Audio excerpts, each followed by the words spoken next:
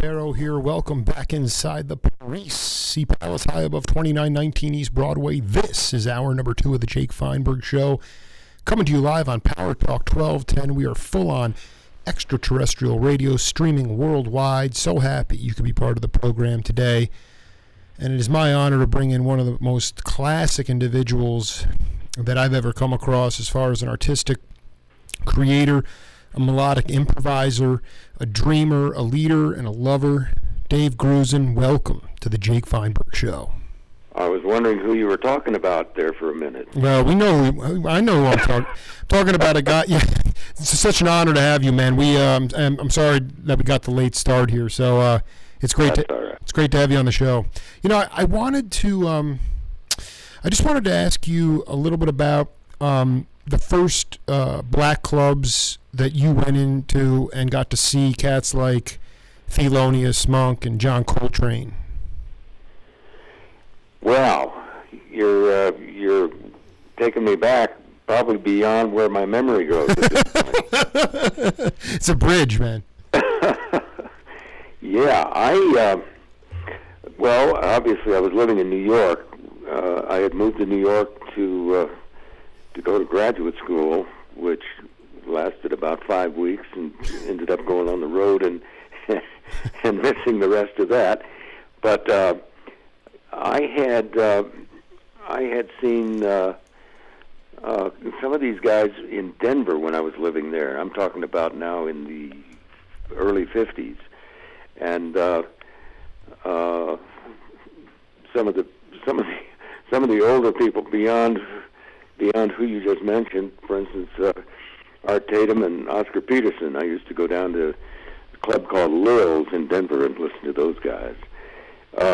When I got to New York, I kind of hit and run and went on the road right away, so I didn't spend a lot of time being able to go to clubs. But I remember meeting Monk in Montreal, I think, and I cannot remember the name of the club that he was playing in, but that was my first meeting with him.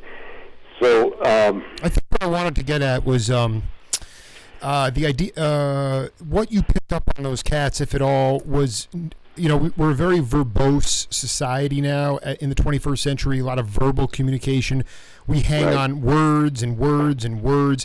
And more of the cats that I talk to, whether it's Randy Weston or Ramsey Lewis or Dave Grusin, you know, I mean, to me, there are other forms of communication. Obviously, music is a language unto itself, but I'm curious about if anything that they did on the bandstand as far as nonverbal communication inspired you. Well, yeah, probably almost everything they did. It was inspirational. And we're talking about another way of communicating. I'm not able to verbalize it that well at this date, but you know, I'm old enough that I went through several ramifications of several generations of the evolution of bebop, and I mean, I started playing and listening in the 50s. So how long ago was that? That's quite a while ago, and there's been a lot of water under the bridge since then. I think there's a line, there's a track you can draw between wherever anybody that are like I did, anybody involved in this kind of music, where you first got the notion you wanted to do it, you got excited about it, and then you got blown away by all of your idols, and then you found your own way, and one way or another, I think there's a line. You could probably draw it better than you can talk about it. You could probably draw it on a chart, you know, that went from, in my case, from the 50s till right now. Well, you even went back to the Art Tatum. By the way, were you out in Denver when Cedar Walton was out there? I sure was. Yeah, okay, so I did the last interview ever with Cedar, and he talked about this cafe. Maybe it was the one you mentioned. I'd have to go back to my notes, but you know, I mean, when Train was whoever Train was with at the time, would come through, and that was the place they'd come for the after-hours jam sessions. That's right. That's right. And that, I think it was called Lil's. Lil's, you nailed it. So you were there. Yep. Grusin, because the reason, and I understand that I'm testing your memory. We're going back here, I don't know, 65 plus years. But the reason I'm doing it, Dave, is because from my ear as a 38-year-old journalist, I'm not a musician, but I hear the blues right alongside the jazz in the 50s, and I hear that so strong. There was and slowly but surely, in my mind, jazz got farther and farther away from that. It became classicalized to the point now where we have what we call the genres have also destroyed music, but it's smooth. It doesn't burn. And I really want to know from you, if you could talk to me about a demarcation line in your career where you obviously heard burning music, and then how the first time you started to play that burning music that basically allowed you to the whole band to transcend the music. You guys could transcend it. Yeah. Okay. When I look back on my career, particularly in the record business, when we were getting that off the ground in the 60s and 70s, you're right. Everything kind of got diluted into what you can call smooth jazz, or the next major step that I see was what I call fusion. Right. Because at the same time, if you want to lump people like Chick Corea and so forth into that area, I don't think of him as smooth jazz, but I definitely think of him as jazz. And sort of on the edge of bebop, but also beyond, pushing forward a little bit more. I don't think there was ever a time when the blues aspect of jazz disappeared altogether. I mean, maybe it did for some people, but I think when Larry Rosen and I had the GRP records going, we were trying to find artists that kind of fit the mode of, I don't know, we didn't call it smooth jazz, we probably called it crossover to some extent, but we were trying to find artists that were creative from a jazz standpoint, who we could also manage to maybe grab an audience that was attuned to the pop market in those days, and try to get some converts over that way. So, I dig. Yeah. So, but I don't think, at least when I'm thinking back about it now, I don't think we ever left the blues aspect of it. And in fact, when we got more into the R&B aspect of it, that had a lot to do. Blues had a lot to do with that phase. And of course, it depends on who the artist is and what they want to do and what they're saying musically. But I think I don't think you can get rid of the blues if anybody ever wanted to. I don't think it'll ever disappear from the genre of jazz music. I think it's interesting because I just challenge you in the sense that the language of music of jazz, it was a street music. It was a club music. It grew out of bands, like you brought up Chick Corea, Return to Forever. You want to start? Right. I think even fusion was in the '60s before that. But but I look at it, I say, so the language was being developed because people had huge elephant ears and they were communicating on the bandstand and they were writing all these modal charts, and then all of a sudden academia took over, jazz industry took over, and all of a sudden you're learning within the four walls of academia. The venues have shrunk, and to me it's very hard to play the blues if you're growing up in suburbia and you can afford to go to a jazz program for $100,000. I'm not saying it's a bad thing, but those cats that were playing, Joe Williams slept in an alleyway in New York City. Guys that you played with, Frank Foster, these guys were living the blues. It's hard to play the blues in 2015 with the kind of music that, maybe it's going on, but the music's not on the street anymore, Dave. You know, it's in academia. I think it's hard to authentically play blues if you're not living the blues. No, I agree with you. Unless you're a blues player, exactly, you know, right? Specifically, but I agree with you. Well, what I'm saying is, I don't think anybody that is involved in the inflections of jazz. In other words, the thing that sets jazz apart from classical music in any era. I don't think you can do it without using blues inflections, and I think that's what makes it different. That's what makes it its own thing, you know, as opposed to modern classical music, for instance. That's fascinating. Talking to Dave Grusin here. I mean, everybody wants to focus on, you know, your collaborations. Your the amazing soundtracks. You know, all the great stuff you've done with Lee Ritenour. But I got to tell you, I had an opportunity to interview Terry Gibbs, and I realized that you guys were in a trio together with Don Lamond. That's right. Is that right? I mean, I can't find any YouTube, any clips of that stuff, and that's the grooves, that's the burn that I'm talking about. Talk to me. Right. How did that group even come together, and how would you describe what you guys were getting at musically? You know, my oldest memory of Terry Gibbs was way before I went to New York. It was in Denver when jazz players would come through, and I'm trying to remember the name of the club in Denver. It wasn't Lil's. It was a jazz club that was open during normal jazz hours.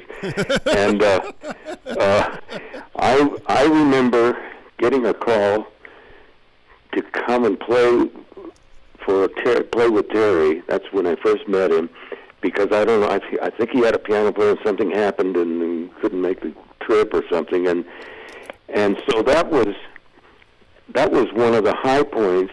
That was an example of a high point during those years. I mean, I was still either in college or barely out of college, and a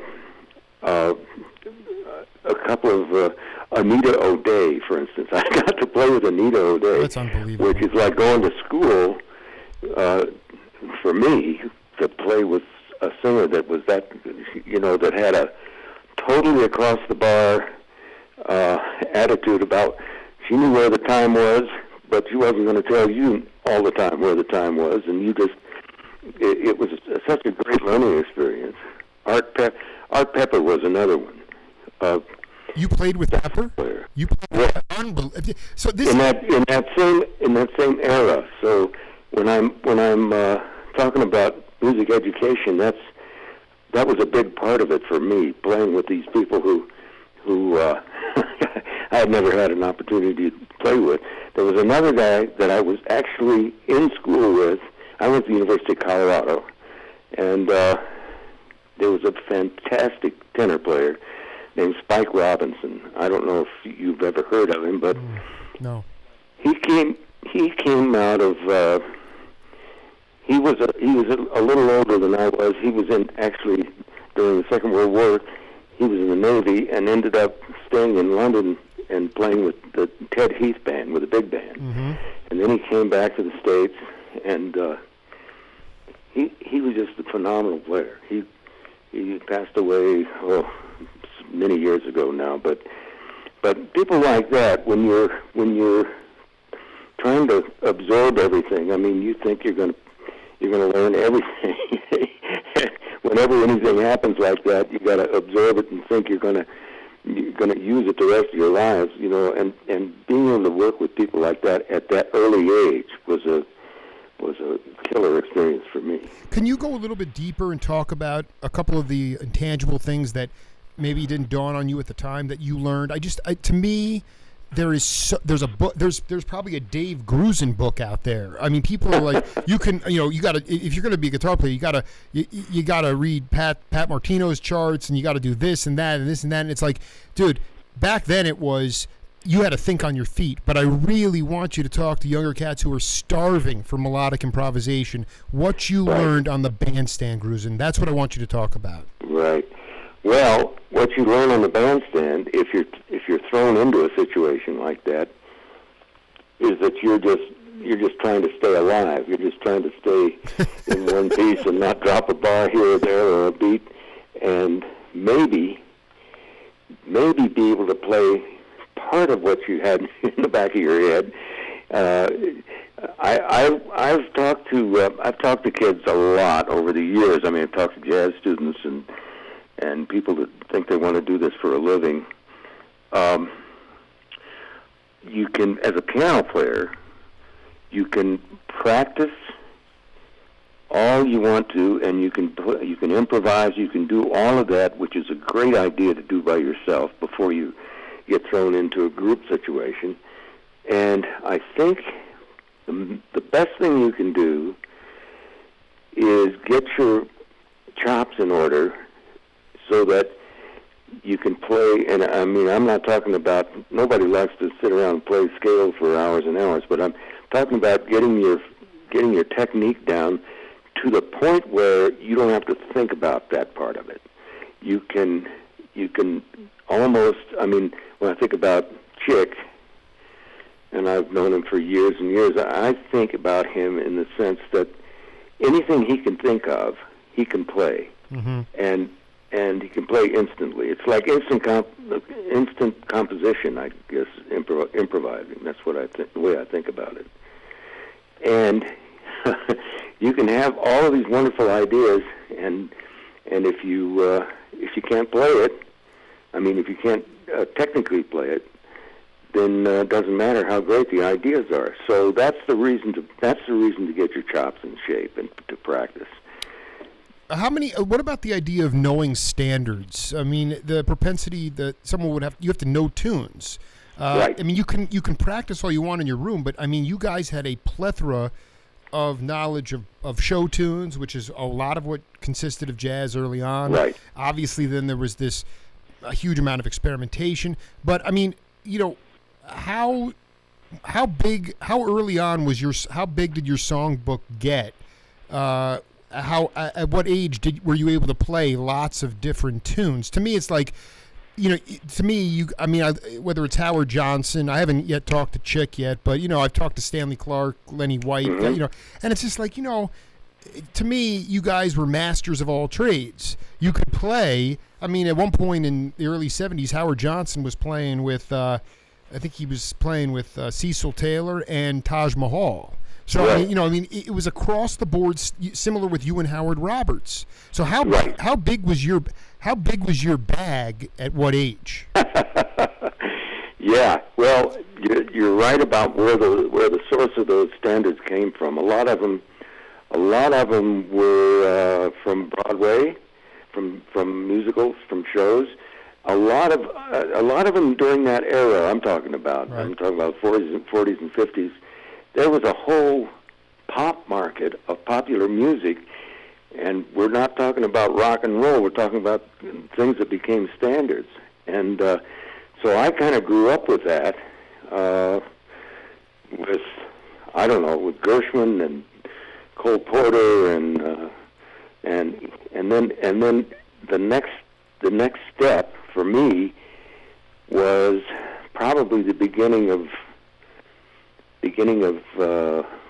sort of what I think of as the Jerry Mulligan era. Right. And Jerry wrote those kind of tunes too. He wrote he just had a amazing melodic sense, and particularly the stuff he did with Chet Baker and the pianoless quartet. I mean, it was incredible writing. You know, it was lean and mean, and that counterpoint was right on the nose, and it had this swinging quality to it that we all just naturally fell in love with. All I want to do with my daughters, I only play music from. I don't know how you're gonna feel about this. I only really play music from 65 to 75. Once the drum track and disco came in, it kind of screwed things up. Things got sped up. But I want to, going back to this I want to know about Grusin here. So, when did you ever play? Because like the Terry Gibbs trio, there was no bass player. So I'm like, so there's a twofold question. Were you playing the bass lines with your left hand, and was there ever a period of time in Southern California, even during your career as a producer, soundtracks and all that stuff, where you were in like an organ trio where you were playing the bass line? This is my dream, is that you were in some sort of organ trio playing the bass lines with kicking pedals. Did you ever kick pedals? I admire those guys so much that can do that. I never got to do it. I never got the foot process down. I know, man. So intense. I mean, I don't know how. I listened to him do it. I knew Jimmy Smith and got to hear him live quite a bit in Southern California, and I love the organ as a jazz instrument for certain kinds of things, and I played a lot of it with Howard Roberts, but there was always a bass player, so I didn't have to worry about the bass line. Sure. I could get a patch, a melodic patch or solo patch, and then another one on the other keyboard for comping. But I don't know how they do it. I mean, it's multitasking to the nth. You got to like split your brain in half. It's really quite. You really do. Well, you split it in three parts. You're playing, you're improvising, you're comping, and then you're also playing the bass line with your feet. So I don't know. Well, no, you are. This is it's incredibly important, and while it was in my dream that you were at Larry Gale's coffee house or something playing with that, I want to read you this quote from a bass player named Bill Crow. He said Kenny Clark was one of the guys who changed the way drummers play because he couldn't play the bass drum that fast. He didn't really have the chops to execute things as well. He used a lot of rebound.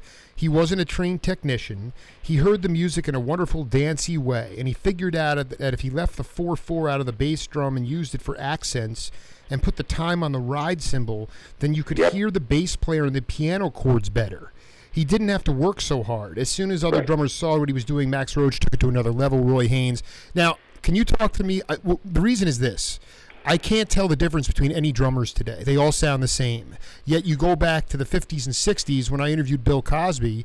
In the first interview I did with Cosby, he said, I could put on a blindfold, you could throw on a record, and I could tell you if it was Mickey Roker or Pete LaRocca or Tony Williams. They all had their individual sound. So my question for you is, why did they all have their individual sound? And then number two, can you talk about some of the unheralded drummers that you played with who had that kind, played with rebound, played with funk, played on the ride cymbals, didn't use the bass drum?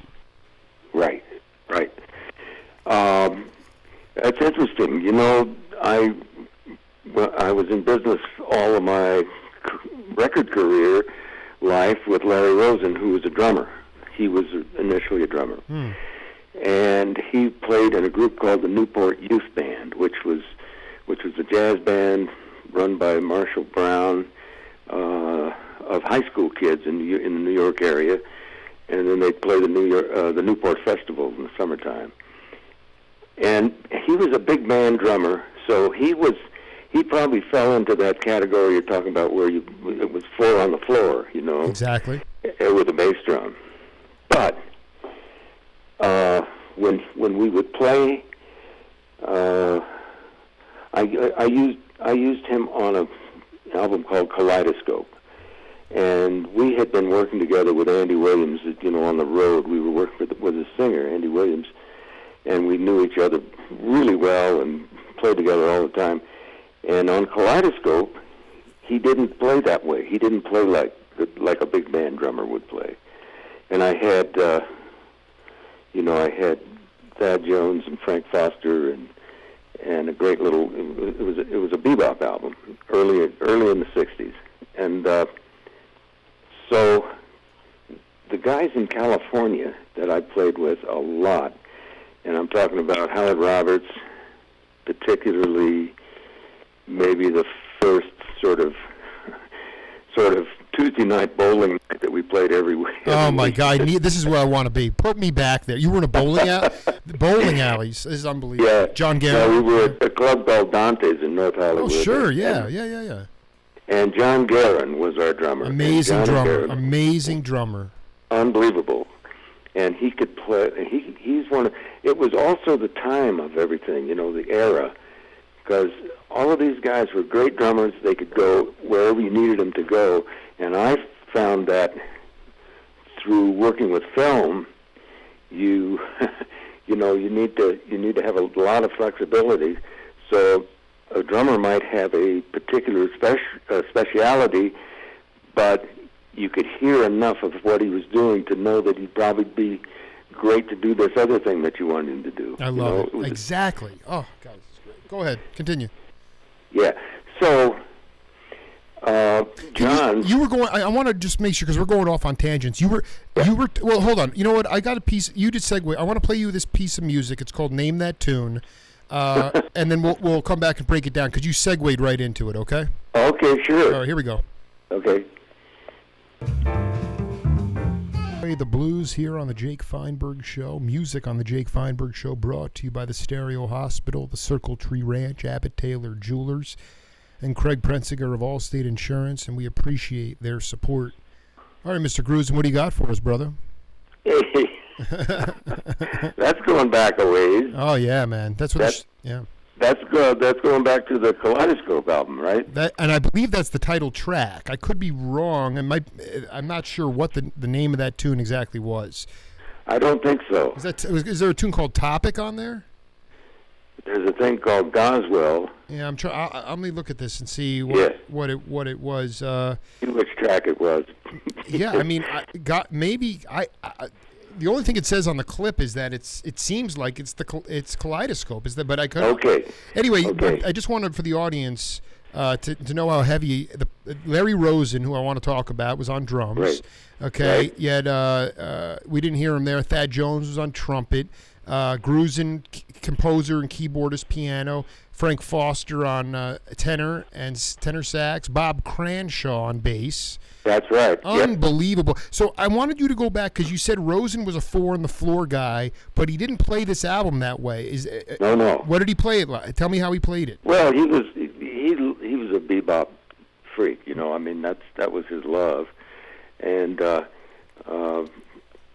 it's just that when I discovered him, I was out looking for a drummer because Andy Williams finally said, "Okay, we can take a drummer on the road. It's just so much easier if you got one person you can count on that knows the book, as opposed to rehearsing everybody from the ground up every time you go to another venue." Right. So I talked him into Larry. Larry was 19, I think, at the time, and in those days, I don't know. Those days, drummers carried everything with them. I mean, he had more tom-tom cases and instrument cases than it was unbelievable. It was like a needed a moving van. But he had all that stuff because in the big band stuff he needed it. With the big ensembles, the big jazz bands, and. But on this one, it was the beginning for me. This was early '60s, I think. This album, '64. Yeah. Okay, so for me, this was the beginning of thinning all that out a little bit, getting to the point where what you were talking about, Bill Crow's observation about Kenny Clark. I mean, that became much more transparent and much more musical when you had a drummer that did that, as opposed to bashing his way through the entire piece. Exactly. It made it very. Yeah. It added so much. It just when you're in the live setting, to me, it just would have been so exciting. You could hear it in your playing because it was adding more colors, just beautiful colors. That's right. Yep. How it's funny. Sleeping in Ways. I haven't gotten my hand on that album yet, but tell me a little bit about who was someone that you considered to be a great leader, and what are some of the leadership qualities that you feel are essential in not just modern music, but I guess there was such a touring circuit in the States at a certain time. There was in Europe, still is in Europe, but you had these iconic figures, guys that we have built up now that no doubt Dizzy and Duke Ellington and all, Basie, all, you had, and these guys were going town to town, every city, on the bandstand every night. Tell me about some leaders that inspired you, and then a couple of qualities of leadership that you think are essential in 2016. Yeah. Well, you just named a bunch of them that inspired me. I guess I'd say Basie in those years, in the beginning years. Ellington, I came to Ellington much later. There was another quality to that band that was, for me, I guess, when I finally got there, was more complex than just this swinging big band. One thing that I should mention, when I was in high school, now I'm going back in the... That's what I want you to do. I want you to go way back, yeah. Late 40s and early 50s. We all were enamored of Stan Kenton. And it wasn't the big swinging band that Basie was in that same way, but it was, we thought, this is very hip. He's taken the same kind of elements of big band music, big band jazz, and really developing it into another phase and another stage, I guess. And I just... could you describe what the stage was? Well, it was sort of a transition into maybe more atonal music, away from the blues thing that you're talking about, the normal blues changes, into real composition. And he had an amazing band with great players. Well, you know about it. And there was I'm talking about that era, because there was a piano player sort of doing the same thing that I'm talking about harmonically, that in this direction that Kenton was going, and he was Lenny Tristano. Mm-hmm. And I haven't heard that stuff for a long time, but it's an amazing thing to hear, and then put a date on when these guys were doing what they were doing, because it was starting to really take it out into another area. Now, for me, that was like high school time. That's before I was out playing anything, and when I got into college, and toward the end of college, I started realizing that there was some other kind of piano playing that I liked maybe more. And finally, I guess I would say, except for Art Tatum, I'd say my favorite pianist so far, historically, was Bill Evans. Oh yeah, I mean that's you're covering it all, man. I mean yeah. Go ahead and tell me why. Tell me why. Well, a bunch of stuff. Mm-hmm. His tunes had that quality that you were talking about, where they whether you ever heard them before or not, they had a standard quality about it. I don't mean that in a derogatory way. I mean it had something that we had all those harmonic elements that we liked about standard tunes, but they were so inventive beyond the kind of form we were used to with standards. And he had as a pianist, he had this amazing touch, the way he touched the keyboard, and he could still swing. I mean, he still had this kind of rhythmic swing that was incredible. Plus all the technique, all the chops to be able to do anything he wanted to do, anything he could think of. Could you, I still have so much to go over with Grusin. We're going to have to pick up on a part 2 down the road. But I wanted to ask you, there's also this thing about, could can you talk about the first band experience you had where, forget, reading charts, or jazz charts or, that kind of stuff, but the idea of improvising off a theme where you would get back to the head of the tune and then you would just melodically improvising off a theme where maybe you're playing, like Bill Evans, you said there was a standard quality to it, but maybe you'd be playing a tune that you played every night, but it would be different every night because of improvisation. Was there a band like that you played with? Who was in the band? And for people, like, how do you let go? How do you lose yourself in order to improvise so that, you might be playing it, you never play the same tune once every time, Right. That has to do with, as much as anything, it has to do with being in familiar circumstances with the band, with the guys that you play with. So if you want to take off, if you want to get out in the left field, they're going to go with you, or they're not going to get in your way. And it really does have to do with listening to each other.